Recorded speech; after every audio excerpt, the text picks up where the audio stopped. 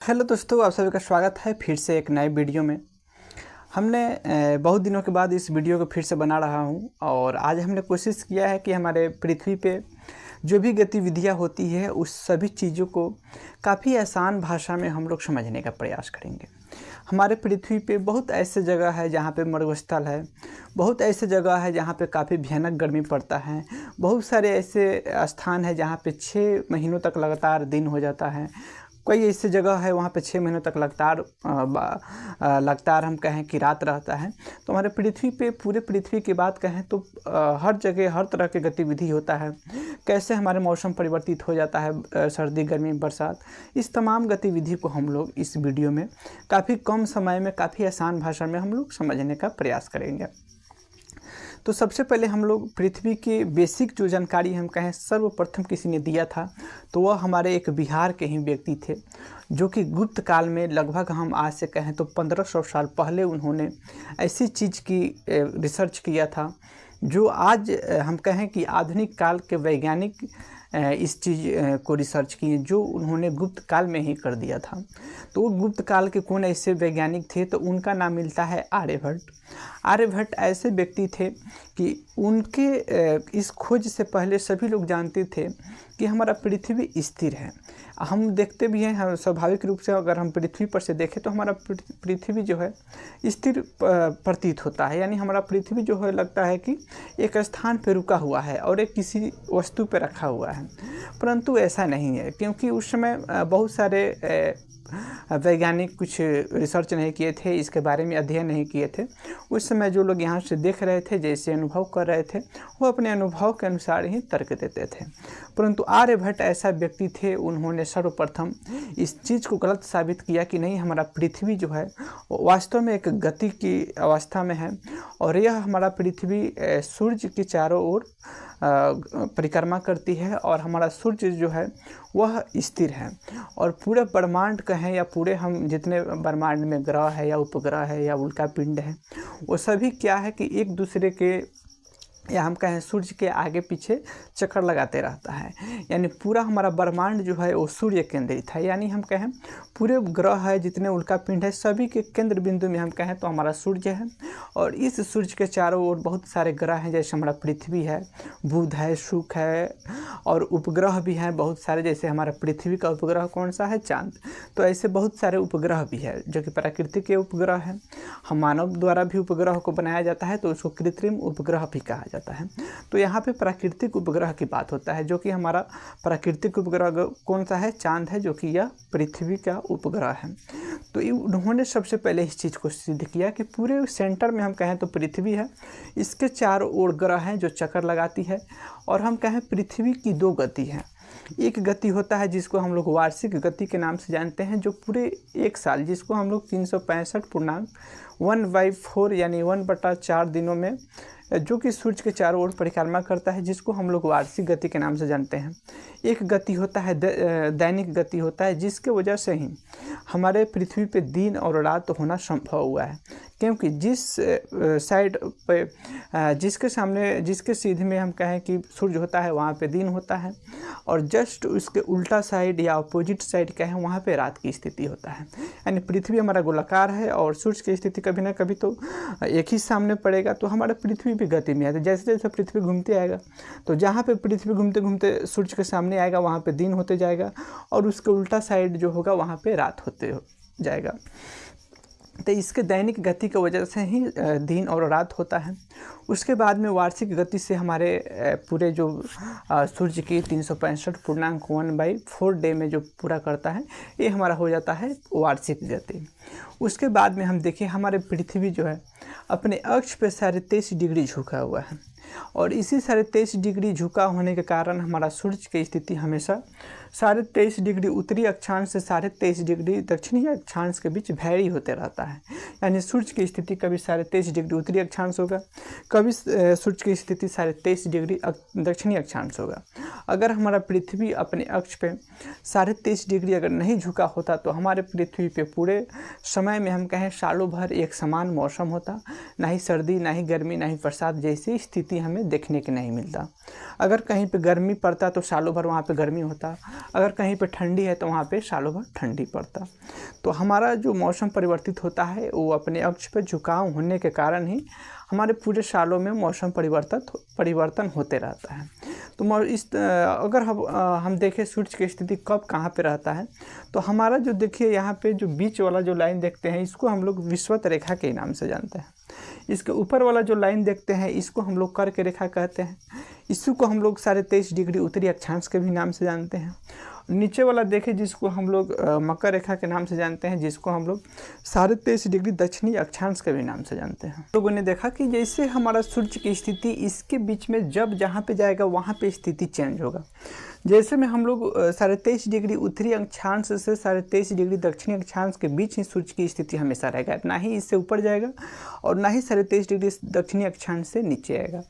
तो यहाँ पे जिस समय सूर्य की स्थिति जिसके सामने रहेगा वहाँ पे गर्मी पड़ेगा। जैसे में 23.5 डिग्री अगर उत्तरी अक्षांश पे अगर सूर्य की किरणें सीधे में है या सीधी पड़ती है तो यहाँ पे अधिक उष्मा पड़ेगा। यहाँ पे सूर्य की जो किरणें हैं वो एकदम सीधे में पड़ेगा, जिसकी वजह से यहाँ पर सबसे भयानक गर्मी देखने को मिलेगा। और यह स्थिति कब होगा, तो यह होगा 21 जून को। और 21 जून को ही हम कहें उत्तरी ध्रुव में सबसे बड़ा दिन कहा जाता है और सबसे छोटा दिन भी कहा जाता है उस दिन, क्योंकि इस दिन सूर्य की स्थिति इसके सामने होगा और यहाँ पे अधिक से अधिक उष्मा इस क्षेत्र में पड़ेगा, जिसकी वजह से यहाँ पे सबसे गर्मी पड़ेगा सबसे ज़्यादा। और यहाँ पे हम कहें जो उत्तरी जो हम ध्रुव की बात करें तो यहाँ पे 6 महीनों के लिए दिन होता है और निचली अगर दक्षिणी ध्रुव की बात करें तो यहाँ पे भी 6 महीने के लिए दिन और 6 महीने के लिए रात होता है। तो 6 महीना दिन कब होगा और 6 महीना रात कैसे होगा? जैसे सूर्य की स्थिति उत्तरी ध्रुव में है, जैसे कि आप देख रहे हैं यहाँ पे 0 से ऊपर बढ़ेगा तो यहाँ पे क्या होगा कि 6 महीनों के लिए दिन होना शुरू हो जाएगा उत्तरी ध्रुव में। उसके बाद में जैसे हम कहें 0 डिग्री से दक्षिण की ओर सूर्य की स्थिति आने लगेगा तो यहाँ पे 6 महीने के लिए दिन हो जाएगा और यहाँ पे 6 महीने के लिए रात हो जाएगा। यानी 0 डिग्री से अगर उत्तर साइड में अगर सूर्य की स्थिति है तो वहाँ पे उत्तरी ध्रुव में 6 दिनों के लिए, यानी सबसे लास्ट वाला जो हिस्सा आप देख रहे हैं यहाँ पे 6 महीने के लिए दिन होगा, तो नीचे वाले हिस्सा में 6 महीने के लिए रात हो जाता है। तो ये है हमारा ऐसा पृथ्वी पे एक स्थान भी है जहाँ 6 महीने के लिए दिन होता है, 6 महीने के लिए रात भी होता है। उसके बाद में हमारा जो यहाँ पे जो 23 डिग्री हम लोग उत्तरी अक्षांश की बात कर रहे थे, तो यहाँ पे क्या होता है कि पूरे उत्तरी ध्रुव में सबसे बड़ा दिन होगा और सबसे छोटा रात होता है इस दिन में। और इसी दिन से 21 जून के बाद से क्या होता है, हमारा सूर्य की स्थिति दक्षिणायन हो जाता है, जो कि धर्म के अनुसार भी हमारे हिंदू धर्म में इसको दक्षिणायन जब हो जाता है सूर्य की स्थिति तो उसमें कोई भी शुभ काम को नहीं किया जाता है। अगर यहाँ तक भी कहा जाता है, जो कि महाभारत में इस चीज़ को चर्चा किया गया है कि जब भीष्म पितामह को भी जब बाण लगा हुआ था तो उस समय क्या था, सूर्य की स्थिति दक्षिणायन था और जब तक सूर्य की स्थिति दक्षिणायन था जब तक वो उनके एक वरदान था कि वो अपने स्वेच्छा से ही मृत्यु को प्राप्त कर पाएंगे, जिसके वजह से ही वो जब तक सूर्य दक्षिणायन था जब तक वो अपने मृत्यु को नहीं कर पाए, यानी अपने मृत शरीर को नहीं त्याग पाए। और जैसे सूर्य की स्थिति उत्तरायण हुआ, यानी सूर्य की स्थिति उत्तर दिशा की ओर हुआ, वो कब होता है, तो यहाँ पे सूर्य की स्थिति क्या हो जाता है, 22 दिसंबर को हो जाता है। तो यहाँ पे जब 22 दिसंबर को आइएगा तो यहाँ पर सबसे भयानक गर्मी, जो हम लोग गर्मी यहाँ पे देख रहे थे, कब देख रहे थे 21 जून को, वही गर्मी हम लोग को 22 दिसंबर को देखने को मिल जाएगा। कहाँ पे, दक्षिणी ध्रुव में और 23.5 डिग्री साउथ अक्षांश में, दक्षिणी अक्षांश में। तो वही गर्मी जब यहाँ पे आ जाएगा तो यहाँ पर भी क्या होता है, दिन हो जाएगा 6 महीने के लिए, यहाँ पे 6 महीने के लिए रात हो जाएगा।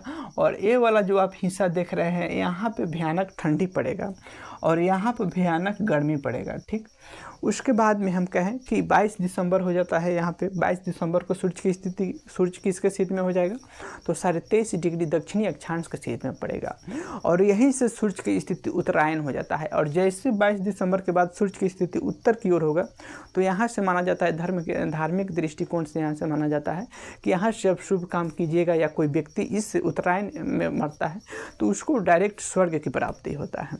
और भीष्म पितामह भी जब तक सूर्य उत्तरायण नहीं हुआ जब तक तक वो लेटे रहे। जैसे सूर्य की स्थिति उत्तर दिशा की ओर हुआ, जैसे वो अपने प्राण को त्याग किए थे। तो ये हमारे धर्म में इसकी काफ़ी व्याख्या मिलता है। और हमारे एक धर्म में जैसे आप देखे होइएगा कि हमारे भारत की मेन जो नदी है वो गंगा नदी है। और हमारे सावन माह में जो कि देवघर जो कि झारखंड राज्य में है, वहाँ पे भी काफ़ी लोग जो भी भक्त लोग हैं वहाँ पे लोग जल को चढ़ाने जाता है लोग। तो उस वहाँ पे जो जल को चढ़ाया जाता है तो कहाँ से लेकर चढ़ाया जाता है, तो उत्तर जो भी गंगा की स्थिति जहाँ पे उत्तर की दिशा की ओर जहाँ पे गंगा बहती है वहाँ से लोग जल को उठाते हैं, क्योंकि इसको शुभ माना गया है। उत्तरायण जो भी स्थिति है या गंगा की हो या इसमें हो, उसको शुभ माना गया है। और वहाँ से माना जाता है कि अगर वहाँ से आप जल को ले जाके शिवलिंग पर चढ़ाते हैं तो वहाँ पे जो भी शिव भगवान है वो काफ़ी प्रसन्न होते हैं। तो हमारे धर्म के अनुसार है। और यहाँ पे हम लोगों ने देखा कि जैसे सूर्य की स्थिति 21 जून को कहाँ था, तो हमारे उत्तरी गोलार्ध में था, जो कि यह कोण रेखा है, कर्क रेखा है। और इसको कहा जाता है हमारे भारत के पूरे बीचों बीच से कर्क रेखा गुजरता है। और यहाँ पे हमारे भारत में काफ़ी भयानक गर्मी पड़ता है जो 21 जून तक होता है। 21 जून के बाद फिर क्या होता है, सूर्य की स्थिति दक्षिण दिशा की ओर हो जाता है। और फिर जब दक्षिण दिशा की ओर हो जाता है तो उसके बाद क्या होता है, दिन यहाँ से छोटी होना शुरू हो जाता है, छोटा दिन होना शुरू हो जाता है। फिर क्या होता है, जैसे जैसे नीचे तक आएगा तो भारत में हम कहें कि यहाँ पे जब सूर्य की स्थिति आ जाएगा यानी 22 दिसंबर को, तो फिर सबसे बड़ा दिन अगर कहें दक्षिणी गोलार्ध में कब होगा तो 22 दिन को होगा। और सबसे छोटा रात कहाँ पे होगा, तो हम कहें कहाँ पे होगा, हमारे उत्तरी अक्षांश में जो 23.5 डिग्री जो हम लोग हिस्सा देख रहे हैं वहाँ पे होगा। तो यही होता है, जहाँ पे सूर्य की स्थिति वर्तमान में होता है वहाँ पे सबसे बड़ा दिन हो जाता है, और जस्ट उसके अपोजिट वाले जो हिस्सा होता है वहाँ पे सबसे छोटा रात हो जाता है। यानी हम कहें यहाँ पे इस चीज़ को भी काफ़ी महत्वपूर्ण होता है। जैसे कि बहुत सारे एग्जाम में इसको देखा भी गया है कि जैसे कि वहाँ पे पूछ देता है कि 22 दिसंबर को उत्तरी गोलार्ध में बड़ा दिन होता है या छोटा दिन होता है, कि एक दोनों हो सकता है। तो दोनों होता है कि यानी जिस हिस्से में हम कहें यहाँ पे अगर सूर्य की स्थिति है तो यहाँ पे क्या होगा, जहाँ पर भी है वहाँ पे दिन सबसे बड़ी हो जाएगा और रात क्या होगा, छोटा हो जाता है। उसी के अपोजिट हिस्सा हम कहें यहाँ पे, तो यहाँ पे क्या होता है, दिन सबसे छोटा हो जाएगा और रात क्या होता है, सबसे बड़ा हो जाता है अपोजिट वाले हिस्सा में। यानी है सूर्य अगर मान लीजिए कि यहाँ पे है 22 दिसंबर को जो दक्षिणी गोलार्ध में 23.5 डिग्री अक्षांश है, अगर सूर्य की स्थिति यहाँ पे है तो यहाँ पे सबसे बड़ा दिन होगा और यहीं पे सबसे छोटा दिन होता है। अगर उसी दिन को अगर 22 दिसंबर को वहीं पूछे कि अगर कर्क रेखा पर सबसे बड़ा दिन होगा या सबसे छोटा दिन होगा, तो यहाँ पर हम कहें तो सबसे छोटा दिन हो जाएगा और रात कहें तो सबसे बड़ा हो जाता है। तो इस चीज़ को भी ध्यान में रखना काफ़ी महत्वपूर्ण है। बाकी हमने उत्तरी ध्रुव की भी बात किया, उत्तरी ध्रुव में कैसे 6 महीना का दिन हो जाता है। तो आप देखे होइएगा कि जैसे 0 से ऊपर जाता है तो यहाँ पे क्या होता है, 3 महीना लगता है इसको 0 से 23.5 डिग्री उत्तरी अक्षांश में सूर्य को जाने के लिए। यानी 0 से 23.5 डिग्री ऊपर जाएगा तो 3 महीना का समय लेता है। अब फिर 23.5 डिग्री उत्तरी अक्षांश से 0 पर आएगा, 3 महीना का समय लेता है। तो आप जोड़िएगा तो 6 महीना हो जाता है। और इसी 6 महीने में क्या होता है, सूर्य की स्थिति या सूर्य की प्रकाश इस हिस्सा में ज़्यादा पड़ेगा, जिसके वजह से 6 महीना तक लगातार यहाँ पे दिन हो जाता है और इस हिस्से में क्या होता है, 6 महीने तक रात हो जाता है। फिर जैसे ही स्थिति 0 से नीचे आता है तो यहाँ पे रात होना शुरू हो जाता है, यानी 6 महीने तक यहाँ पे रात हो जाएगा, फिर यहाँ पे 6 महीने तक लगातार दिन हो जाता है। तो यही क्रिया है हमारे पृथ्वी की। और वर्तमान की बात करें तो वर्तमान की हम बात करें तो हमारे वैज्ञानिक भी बहुत सारे ग्रह, उपग्रह, उल्कापिंड, बहुत सारे ब्रह्मांड में जो चीज़ें हैं उसकी अध्ययन हमारे वैज्ञानिक कर रहे हैं। उसी में एक और हमारा ग्रह है जिसको हम लोग मंगल ग्रह के नाम से जानते हैं। वो भी अपने अक्ष पर हम 24.5 डिग्री झुकाव होने की वजह से जिस तरह हमारे मौसम परिवर्तित पृथ्वी पर होता है वैसा ही मौसम परिवर्तित उस ग्रह पर भी होता है, यानी मंगल ग्रह पर भी होता है। तो मंगल ग्रह पर जब मौसम परिवर्तित होता है तो वहाँ पर भी बारिश होगा या वहाँ पर भी गर्मी सर्दी जो भी प्रक्रियाएं हमारे पृथ्वी पर होता है वो वहाँ पे होगा। तो इससे हमारा मौसम परिवर्तित होने से क्या फ़ायदा होता है, जैसे कि हमारे पृथ्वी पर हम कहें कि बरसात के दिनों में अधिक वर्षा होता है, तो आप जानते हैं कि बरसात के दिनों में पेड़ पौधे या जो भी जीव जंतु हैं उनका डेवलप अधिक होता है।